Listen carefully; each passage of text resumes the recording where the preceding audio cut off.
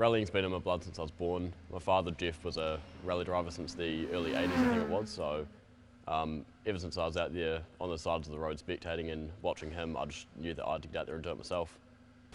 I first started competing when I was 12 in autocrosses after a small bit of driving before that down at family friends' paddocks and stuff like that. I did my first rally sprint at the start of last year, followed by my first rally at the end of last year.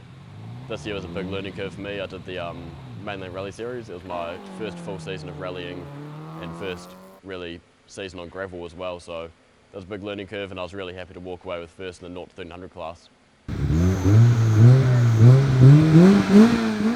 Next year I've obviously got my new Fiesta R2, and I'll be looking to tackle the Category 2 of the New Zealand Rally Championship. Looking to be one of the most competitive years since the class's inception, and there's about 6 of us young fellas all going for the title. Obviously Dylan Thompson's got some real experience, and I'm expecting him to really be out front, but behind him we've got Bryn Jones and Jackson Clinton from up in North Island. They should be really fast in their Fiestas, as well as Jordan Grant and Ethan O'Hagan.